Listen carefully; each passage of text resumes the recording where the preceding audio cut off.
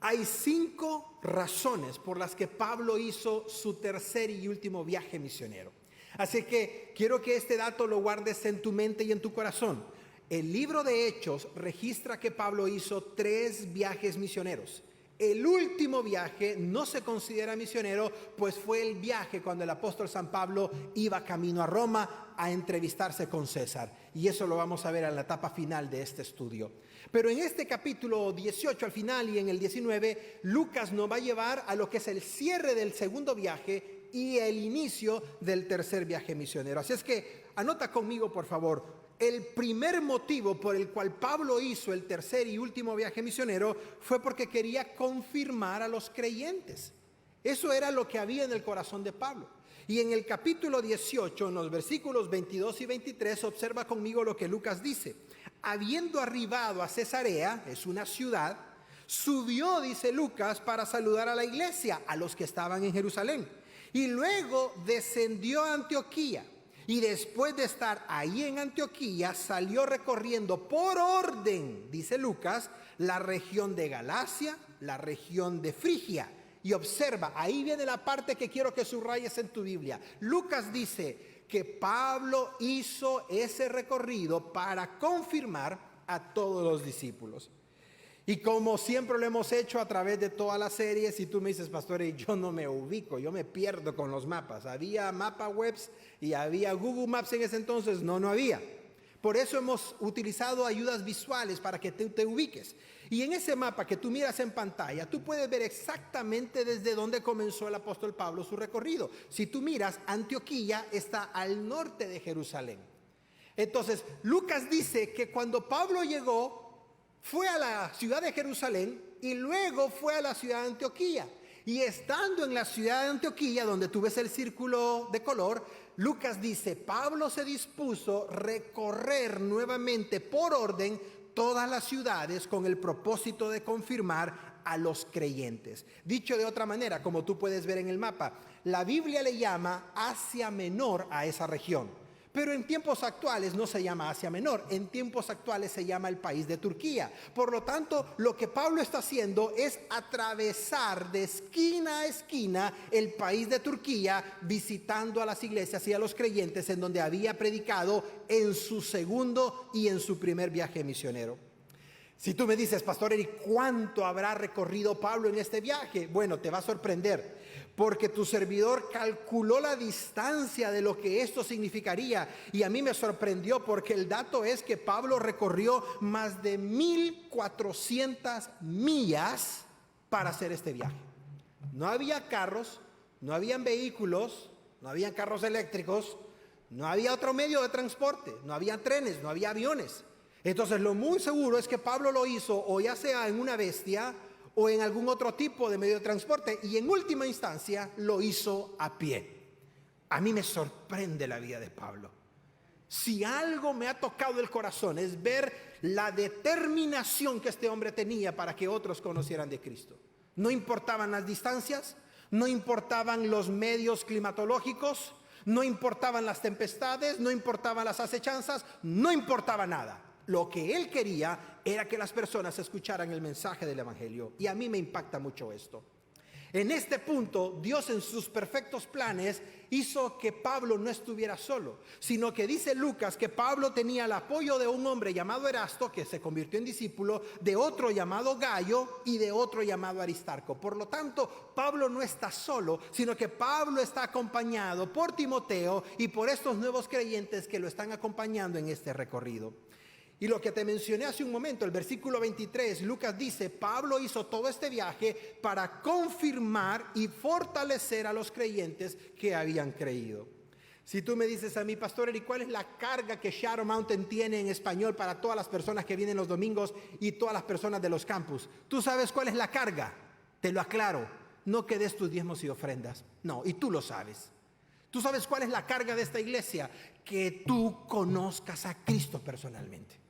Que tú conozcas al Señor. Porque si tú te aferras del Señor, si tú te cimientas en la fe, van a venir tempestades, van a venir problemas, van a venir situaciones difíciles, pero tú vas a permanecer ahí con Cristo. Y te digo algo, si tú has conocido a Cristo, yo te garantizo que en el cielo nos vamos a volver a ver. Y tú sabes que es la mejor cosa. Ya no habrá enfermedades, ya no habrán problemas renales, ya no habrán cáncer, ya no habrá nada de lo que ahora nos atormenta. Dice las Escrituras que tendremos un cuerpo glorificado. Yo no sé si estirado por aquello de las operaciones, no me preguntes, pero vamos a tener un cuerpo glorificado en la presencia de Dios. Entonces, ¿qué es lo que motivaba a Pablo a recorrer 1400 millas? Que los cristianos estuvieran firmes, que los cristianos no se apartaran, que los cristianos no abandonaran la fe, que los cristianos conocieran más de Cristo. Y es por eso que a mí no me extraña lo que escribió a los Efesios. Recuerda lo que te compartí en el mensaje anterior. Todas las epístolas que Pablo escribió, que por cierto son 13, todas las epístolas del Nuevo Testamento que Pablo escribió, las dirigió a estas iglesias donde él está fundándolas.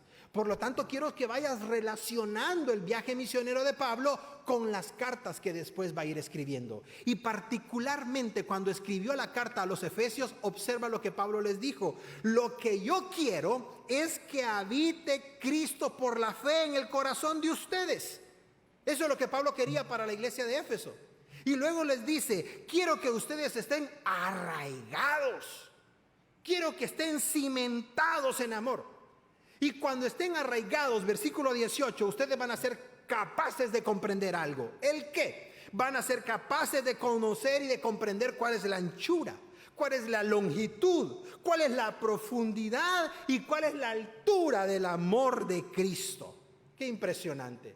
Y cuando tú conozcas el amor de Cristo como los creyentes de Éfeso, Pablo dice, ustedes van a ser llenos de la plenitud de Dios. En esos dos versículos tienes claramente cuál era el corazón y la intención de Pablo. Y a mí me impactó porque es exactamente lo que cada pastor de campus de tu iglesia tiene. Es lo que como iglesia tenemos. Y si tú te preguntas y dices, pero pastor, yo tengo tantos meses de visitar la iglesia y yo no me siento cómodo o nadie me saluda o esto o lo demás, intégrate, súmate, participa, ven, forma parte de lo que Dios está haciendo. El libro de Proverbios dice que si alguien quiere amigos, tiene que mostrarse amigo, tiene que abrirse de igual manera. Pero lo que sí te puedo garantizar, y te lo digo con certeza, es que esta es una iglesia en donde tú puedes crecer espiritualmente. Esta es una iglesia en donde tú puedes conocer más de Dios. Es una iglesia sana, no perfecta, no lo somos, pero somos una iglesia que procura honrar a Dios y procura enseñar la palabra de Dios. Dale un fuerte aplauso a Él. Y tú lo sabes, Señor. Tú lo sabes. La primera razón por la que Pablo hizo su tercer y último viaje misionero era para que los creyentes que habían creído previamente fueran arraigados y cimentados en el Evangelio. Pero había un segundo propósito. ¿Y cuál fue el segundo propósito? Un viaje de asociación. Es decir, habían más personas que se iban a relacionar con Pablo. Observa el versículo 24. Lucas dice, llegó entonces a Éfeso un judío llamado Apolos. Ahora ya no estamos en Corinto, ya estamos en Éfeso. Y llegó este judío llamado Apolos, el cual era originario de Alejandría, de donde se quemó la biblioteca, una de las bibliotecas más grandes del mundo, por Julio César, por cierto. Cuando quemó sus navíos, también quemó la biblioteca de paso. Lucas dice, este hombre llamado Apolos era de Alejandría, que está pegadito a Egipto.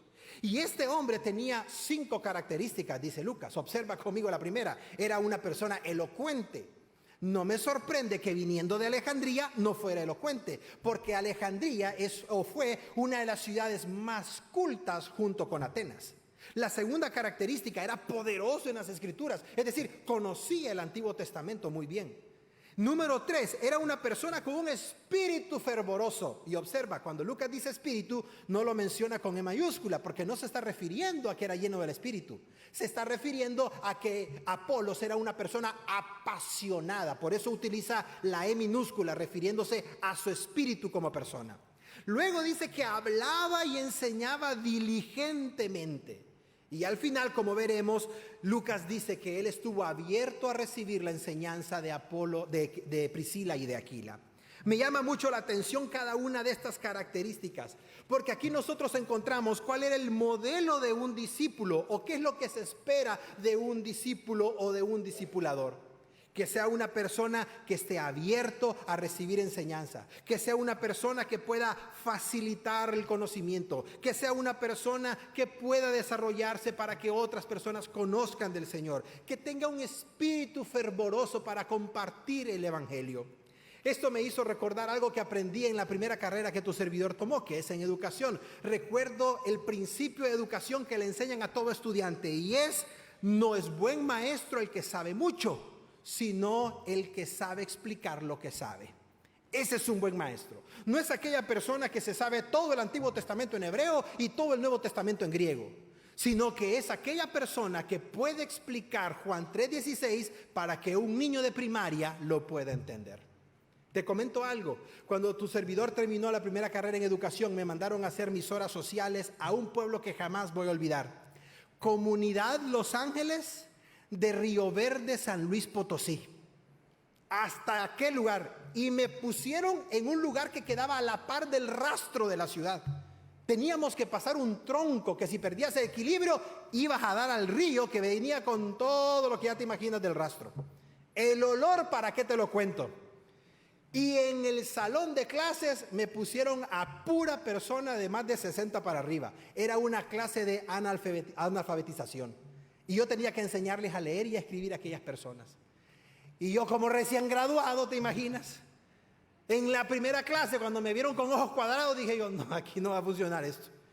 Tengo que ver cómo hago que estas personas lean y aprendan a escribir. Nunca voy a olvidar a una persona de ese salón de clases. Y su nombre, por su nombre, jamás lo voy a olvidar. Él se llamaba Maciosare. Y yo le dije: ¿y a quién se le ocurrió ponerle ese nombre? ¿Usted sabe, licenciado, por qué me pusieron Maciosare? Me dijo. ¿Por qué? Porque como no había que ponerme nombre, cuando me llegaron a registrar, mi papá se acordó que el himno nacional va: Maciosare, un extraño enemigo. Y por eso le puso Maciosare, por el himno nacional. Mira, disfruté tanto, pasé 3 meses, todo un verano ahí en la comunidad de Los Ángeles, Río Verde, San Luis Potosí. No te imaginas cuánto disfruté esa gente. Las tunas era lo que ponían para comer. Los tacos de frijolitos con nopales era lo único que había. Pero tenían hambre por aprender.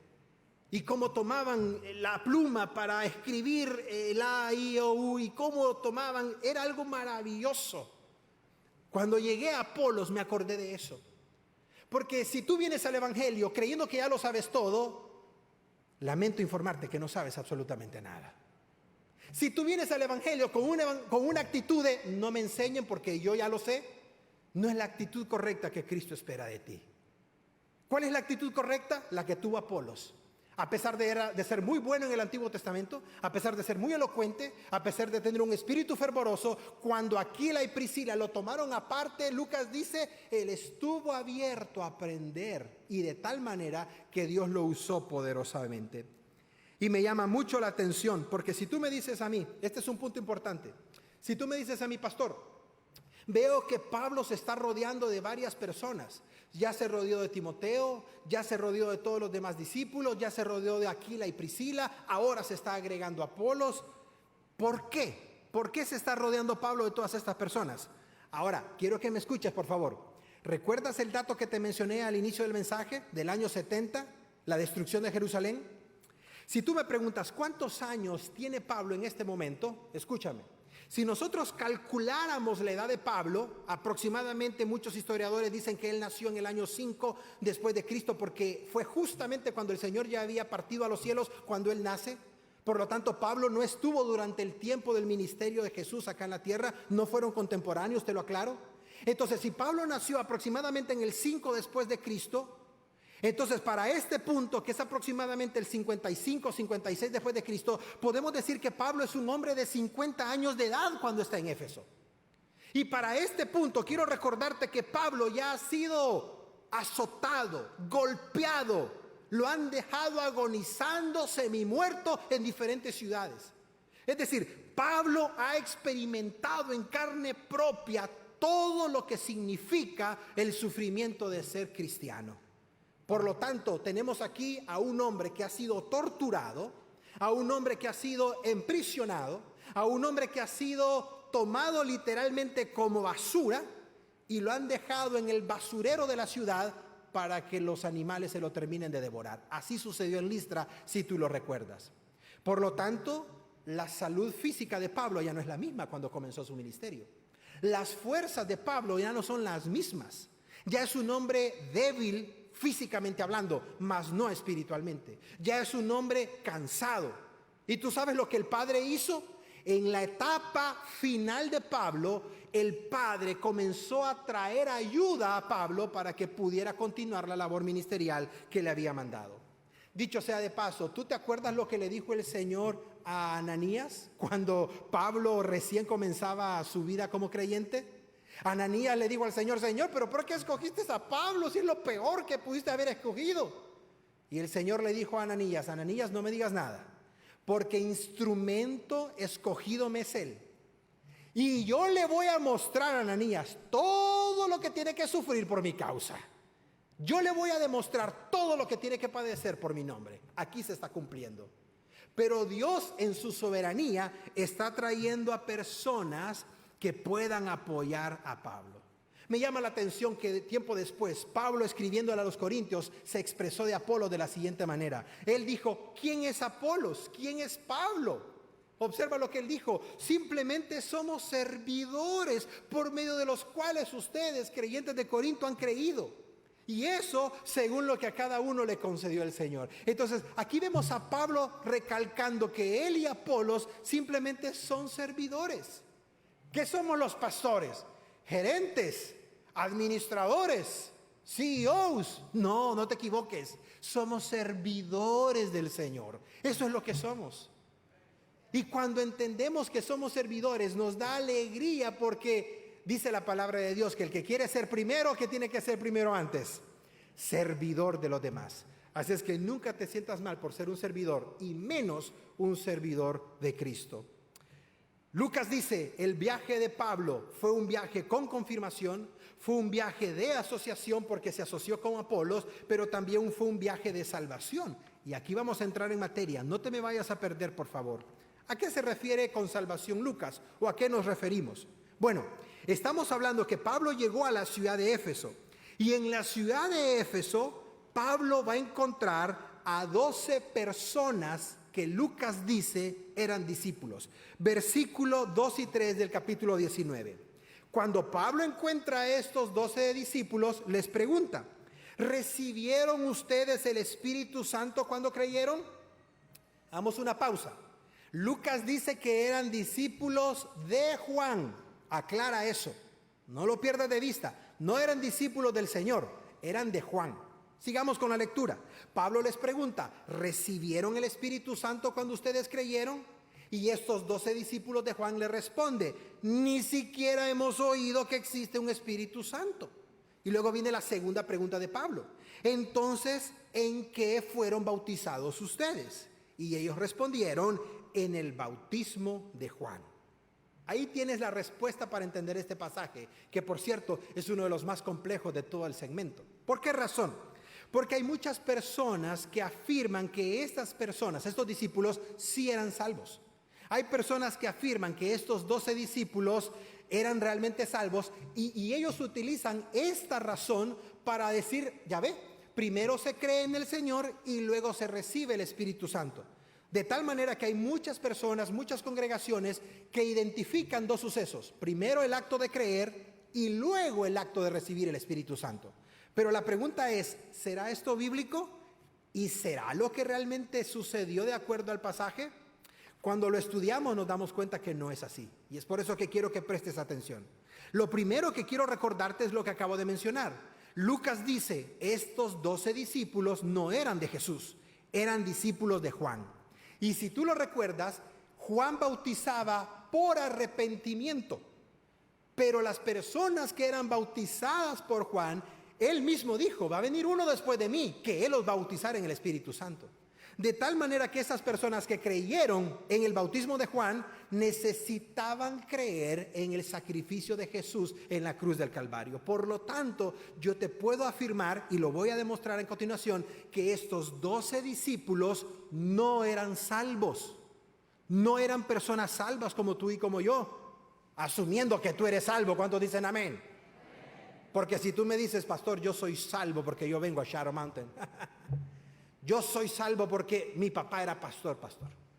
Yo soy salva porque hago tal cosa. Te invito a que pases al final al ministerio de evangelismo y reconfirmemos por qué tú eres realmente salvo. Cuando estudiamos la palabra de Dios, nos damos cuenta que cuando una persona realmente recibe la salvación, hay 5 cosas que suceden en la vida del creyente. Y para que tú las recuerdes, decidí ponerlas en una gráfica, la cual te sugiero que le puedas tomar una foto o puedas anotarla, porque no quiero que se te olvide. Si tú no has experimentado ninguna de estas 5, eso significa claramente que tú no has experimentado la salvación del Señor.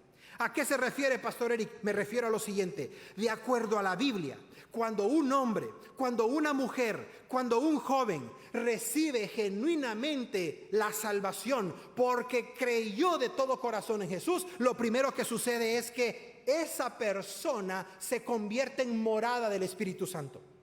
Antes esa persona era morada del diablo. Antes esa persona era morada de espíritus pecaminosos. Pero cuando esa persona confiesa con su boca y cree en su corazón que Jesús es el Señor, esos espíritus salen huyendo y esa persona viene a ser tomada como morada del Espíritu Santo. Y te aclaro y te recuerdo que el Espíritu Santo no comparte su morada con ningún demonio. No es cuestión de que el Espíritu Santo está en la sala principal y el demonio está en el garaje. O tienes al Espíritu Santo o no lo tienes. Yo quiero creer que tú lo tienes. Por lo tanto, no puedes permitir que ningún diablo ni nadie se meta en tu morada espiritual. ¿Qué es lo segundo que sucede? De acuerdo a 1 Corintios 12:13, somos bautizados. ¿Y a qué bautismo se refiere Corintios? Se refiere a cuando el creyente es unido al cuerpo de Cristo. De hecho, la palabra bautismo en el original griego significa bautizo, es pegar, unir, sumergirse, ser lleno de. Por lo tanto, el Espíritu Santo lo que hace con Eric Saldaña cuando cree de corazón es sacar a Eric Saldaña de las tinieblas y sembrarlo en la iglesia de Cristo. Y eso, Pablo dice, es el bautismo del Espíritu. Somos bautizados en un solo cuerpo, dice Pablo. ¿Qué es lo tercero que sucede en una persona? Esta persona es sellada por el Espíritu Santo. ¿Qué significa ese sello? Que a partir de la conversión, Eric Saldaña ahora tiene el sello que dice le pertenece a Jesús de Nazaret. Dale un fuerte aplauso a él. Me encanta esto. Porque cuando María, cuando José, cuando Carlos, cuando Ernesto, cuando Amílcar, cuando Marta reciben al Señor, el Espíritu Santo los sella. Y aquí viene lo clave de esto. ¿Crees tú que el Espíritu Santo después de 5 meses va a decir, me equivoqué, padre, vamos a quitarle el sello? ¿Tienes corrector? Me equivoqué, Jesús, no debí de haber sellado a esta persona, vamos a quitarle el sello. No funciona así. Si realmente has sido sellado con el Espíritu Santo de Dios, ahora le perteneces a Cristo. Y ese sello nada ni nadie te lo puede quitar. Entonces, pastor, ¿por qué fulano hizo esto? ¿Por qué fulano hizo aquello? Bueno, realmente eran salvos. Porque no todo el que le dice Señor, Señor va a entrar al reino de los cielos. Y no todo el que anda la Biblia debajo del brazo es cristiano. Y no todo aquel que tiene cara de puritano realmente conoce al Señor. No. Número 4, esa persona es ungida, dice Primera de Juan. ¿Y a qué se refiere con unción? Ya ve, pastor, aquí está que vamos a saltar de a metro. No. La unción significa que el Señor, el Espíritu Santo, te capacita para que hagas algo. Es decir, el Espíritu Santo te llena por completo. El Espíritu Santo llena tu mente, que estaba llena de imágenes pornográficas, que estaba llena de música mundana, que estaba llena de malos pensamientos, que estaba llena de tantas cosas negativas. Y el Espíritu Santo comienza a trabajar en tu mente, comienza a trabajar en tu corazón. Y ahí es donde necesitas información nueva. Y ahí es donde la lectura de la palabra es importante. Porque ¿cómo el Espíritu Santo va a poner palabra en tu mente si no la lees? ¿Cómo el Espíritu Santo va a traer palabra a tu corazón si no la estudias? Dice Juan, el Espíritu nos unge, tenemos la unción del Santo. Y no está hablando de lenguas, como vamos a ver más adelante. Está hablando de que me capacita para que yo haga algo, para que yo sirva. Si tú realmente has sido ungido por el Espíritu Santo, tú no necesitas que alguien te pregunte, ¿quieres servir? Tú mismo dices, ¿dónde puedo servir? Tú mismo dices, quiero hacer algo por el Señor. Tú mismo vas donde unos líderes ministeriales, donde los pastores de campus, y le dices, mire, yo no tengo mucha experiencia, yo no sé mucho de la Biblia, todavía confundo a Moisés con Noé, pero yo quiero servir. ¿Dónde puedo servir? Y yo te aseguro que te van a poner a servir. Y te pido algo, cuando comiences a servir, no te vuelvas con, ay, me vieron mal, ay, no, ya me voy de aquí, ya no. Así piensas llegar al cielo, con esa actitud. Mira el ejemplo del apóstol Pablo. Le dieron macanazo, garrotazo, y aún así se volvía a levantar y le decía, tienen que escuchar el mensaje del evangelio. Tienen que escuchar que Jesús es el Señor y que volverá otra vez. Esa es la actitud que vemos en Pablo. Y la última me encanta. No solamente es morada del Espíritu, no solamente bautiza en el cuerpo de la iglesia, no solamente nos sella como garantía de propiedad, no solamente nos unge para que sirvamos, sino que el Espíritu Santo nos da las arras. ¿Qué significa las arras? Es el anillo de compromiso que te dio tu esposo. Ay, pastor, a mí nunca me dijeron. Pues pídeselo. Y de 2 quilates por el retraso de 30 años. Mira, ¿sabes algo? Aquí haciendo un paréntesis, ¿no? Hay una pareja en nuestra iglesia que ella tiene 98 años y él 96. Y tú sabes lo que han pedido a tu servidor, y lo vamos a hacer pronto. Como el hermano se la robó y nunca se casaron, ella le dijo, si no hay papelito, aquí no hay nada. Ella tiene como 80 años de matrimonio. Tú sabes que el anhelo de ella es poder casarse. Y me dice los hermanos que nos están apoyando, Nicky, Nilsa, pastor, apurémonos, porque no vaya a ser que se nos vayan antes y se casen en las bodas del Cordero. A mí me impactó porque no hay mujer que no quiera sentirse realizada porque la llevan al altar. ¿Sí o no, hermanas? Así es que, querida jovencita, si te encuentras un greñudo que no quiere llevarte al altar por las buenas, avísanos, pásanos el nombre y la dirección. Porque, querida jovencita, tú te mereces lo mejor como hija de Dios. No te rebajes a menos. Y recuerda, anillito habla, ¿no es cierto? Bueno, volviendo al punto, ¿y qué son las arras, pastor? Las arras eran la garantía que entregaban los novios en los tiempos bíblicos de que dentro de 6 meses me voy a casar con su hija. Pero no me voy a llevar a su hija a mi casa para luego venírsela a dejar porque no nos entendimos. No, yo le voy a entregar estas arras como la garantía de que voy a volver después de que tenga lo que necesito tener para casarme con su hija. Entonces, ¿qué es lo que hace el Espíritu Santo? Gloria a Dios. El Espíritu Santo le dice a Eric Saldaña, yo soy la garantía de que un día Jesús va a volver y te va a tomar para que estés para siempre con Él. Esa es la garantía del Espíritu Santo. Gloria al Señor.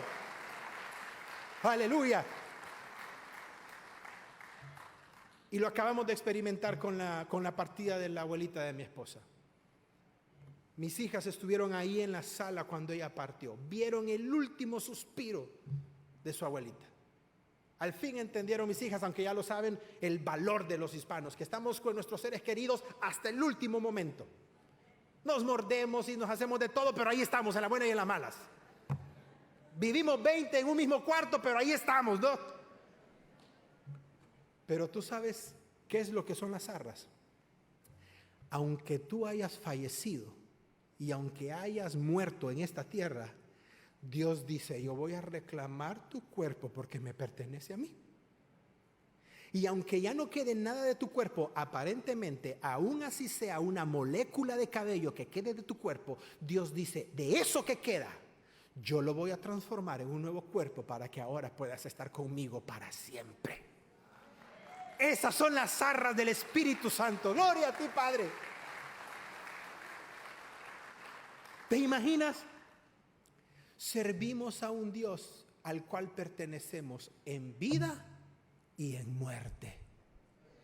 Pertenecemos a un Dios que nunca nos va a dejar, aunque sea vivos o muertos. Entonces, esas 5 cosas que ves en pantalla son las que suceden cuando una persona es salva. ¿Experimentaron esto las personas de Éfeso? No, ninguno. Porque habían creído en el bautismo de arrepentimiento, mas no el bautismo de salvación, que era el bautismo del Señor, y creer en su sacrificio de la cruz. Por lo tanto, no eran salvos. Y aquí viene lo interesante en el versículo 6. Dice Lucas que Pablo les impuso las manos y vino sobre ellos el Espíritu Santo y hablaban en lenguas y profetizaban. Y aquí viene otra parte que es compleja del texto y del pasaje. A ver, Pastor Eric, ahí está, Pastor Eric. Ya ve, primero se cree y después se recibe el Espíritu Santo y como evidencia están las lenguas. ¿En serio eso dice el pasaje? Creo que no. Y te lo voy a demostrar. Presta atención. Hay solo 4 ocasiones en todo el libro de los Hechos y en todo el Nuevo Testamento en donde se mencionan las lenguas acompañadas de la acción de creer. La primera, tú ya la vistes en Hechos capítulo 2, versículo 4, y estamos hablando cuando se da el aposento alto en la ciudad de Jerusalén, siendo Pedro el protagonista. Y si tú lo recuerdas, el Espíritu Santo vino como lenguas de fuego, que eran idiomas. El texto